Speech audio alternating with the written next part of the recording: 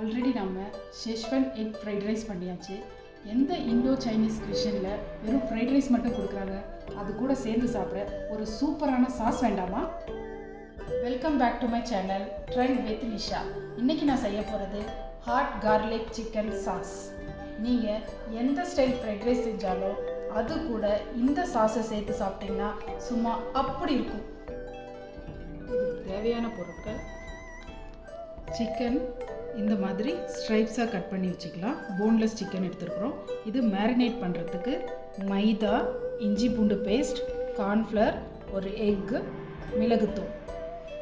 Sauce செய்யறதுக்கு onion, garlic, spring onion, capsicum, spring ஆனியனுடைய அந்த தண்டு, உப்பு, கார்ன்ஃப்ளவர், ஆனியன் பொடியாக கட் பண்ணி வச்சுருக்கிறேன், chilli paste, onion paste, garlic paste, tomato sauce, soya sauce, chilli sauce, oil. வாங்க இந்த சிக்கனை மேரினேட் பண்ணிடலாம். அது கூட கார்ன்ஃப்ளவர், இஞ்சி பூண்டு விழுது, மிளகு, மைதா,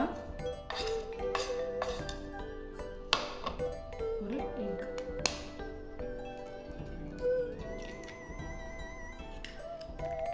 இதுக்கு தேவையான அளவு உப்பு சேர்த்து நல்லா மிக்ஸ் பண்ணி ஒரு 10 நிமிஷம் மேரினேட் பண்ணிக்கலாம்.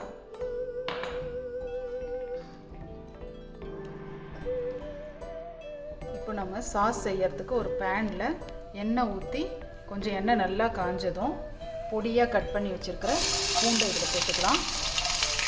இந்த சாஸோடைய மெயின் இது பூண்டு தான்.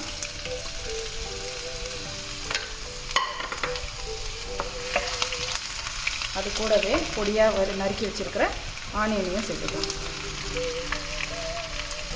சேர்த்து இதை நல்லா ஒரு நிமிஷம் நல்லா ஃப்ரை பண்ணலாம். இப்போது இது நல்லா ஃப்ரை ஆகிடுச்சு. இது கூட பேஸ்ட் பண்ணி வச்சுருக்கிற கார்லிக் பேஸ்ட்டு இதில் சேர்த்துக்கலாம். ஆனியன் பேஸ்ட்,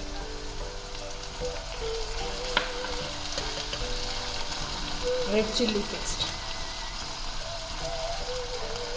இது ஒரு 4 டேபிள் ஸ்பூன் சேர்த்துக்கலாம். இதுதான் ரெண்டாவது மெயின் இன்க்ரீடியண்ட். ஹாட் கார்லிக் சாஸ்க்கு ஆல்ரெடி கார்லிக் சேர்த்துருக்கோம். ஹாட்டான ஃப்ளேவருக்கு சில்லி. இது எல்லாத்தையும் சேர்த்து நல்லா ஃப்ரை பண்ணலாம். ஆயில் நல்லா பிரிஞ்சு வர்ற வரைக்கும் இதை நல்லா ஃப்ரை பண்ணலாம். இப்போது மேரினேட் பண்ணியிருக்கிற சிக்கனை பொரித்து எடுத்துக்கலாம். அதுக்கு ஒரு கடாயில் கொஞ்சமாக எண்ணெய் சேர்த்து நல்லா எண்ணெய் காயட்டும். இந்த சிக்கனை எல்லாம் இதில் போட்டு பொரித்து எடுத்துக்கலாம்.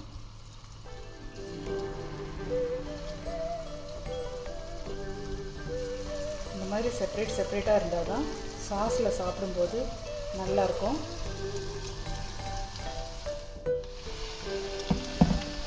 சிக்கன் ஒரு 70% வெந்தாலே போதும்.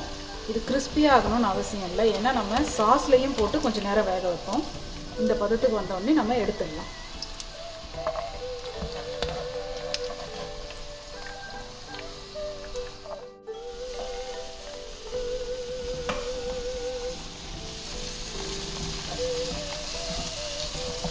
எண்ணெய் நல்லா இந்த மாதிரி பிரிஞ்சு வந்ததும் இது கூட கட் பண்ணி வச்சுருக்கிற ஆனியன், ஸ்ப்ரிங் ஆனியனுடைய ஸ்டெம்மு, கேப்சிகம், இது எல்லாத்தையும் சேர்த்து ஒரு 2 நிமிஷம் நல்லா வதக்கி விடலாம்.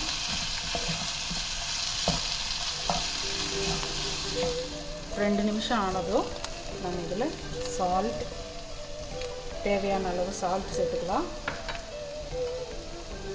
ஒரு 1/2 டேபிள் ஸ்பூன் கெச்சப், ஒரு 1/2 table spoon soya sauce, 1/2 table spoon red chilli sauce. இதுக்கு சேர்த்து நல்லா மிக்ஸ் பண்ணலாம். முன்னாடியே சால்ட் போட்டுட்டோம்னா வெஜிடபிள் எல்லாம் ரொம்ப சாஃப்ட் ஆகிடும். இப்போ பாருங்கள், கேப்சிகம், சில்லி எல்லாம் கொஞ்சம் க்ரன்ச்சியாக இருக்கும் சாப்பிடும்போது. அதனால தான் லாஸ்ட்டாக போட்டிருக்கோம். நல்லா மிக்ஸ் பண்ணிவிட்டு ஃப்ரை பண்ணி வச்சுருக்குறோம் இல்லையா, இந்த சிக்கனை இதில் சேர்த்துக்கலாம்.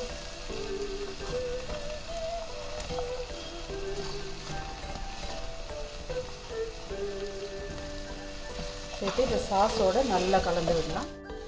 இப்போது சிக்கன் நல்லா மிக்ஸ் ஆகிடுச்சு. இந்த டைமில் வாட்டர் சேர்த்துக்கலாம். எனக்கு கொஞ்சம் சாஸ் தின்னாக இருக்கணும், அதனால் நான் கொஞ்சம் எக்ஸ்ட்ரா வாட்டர் சேர்த்துக்கிறேன். ஓகே, இந்த அளவுக்கு வாட்டர் சேர்த்து ஒரு 2 நிமிஷம் கொதிக்க விடலாம். கார்ன்ஃப்ளவரில் கொஞ்சமாக தண்ணி சேர்த்து கலந்து வச்சுக்கலாம்.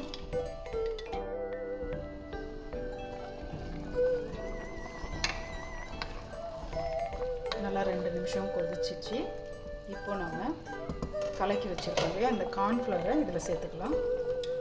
அப்போ தான் சாஸ் பதத்துக்கு தண்ணியாகவும் இல்லாமல் கெட்டியாகவும் இல்லாமல் வரும்.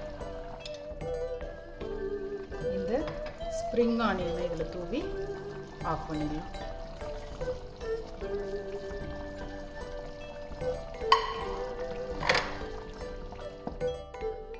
Hot garlic chicken sauce ready ஆயிடுச்சு. இது ஷெஸ்வன் ஃப்ரைட் ரைஸ் கூட நார்மல் ஃப்ரைட் ரைஸ் கூட ரொம்ப நல்லாயிருக்கும். இந்த இந்தோ சைனீஸ் குசினை உங்கள் வீட்டில் ட்ரை பண்ணி உங்களோட எக்ஸ்பீரியன்ஸை கமெண்ட்ஸில் ஷேர் பண்ணுங்கள்.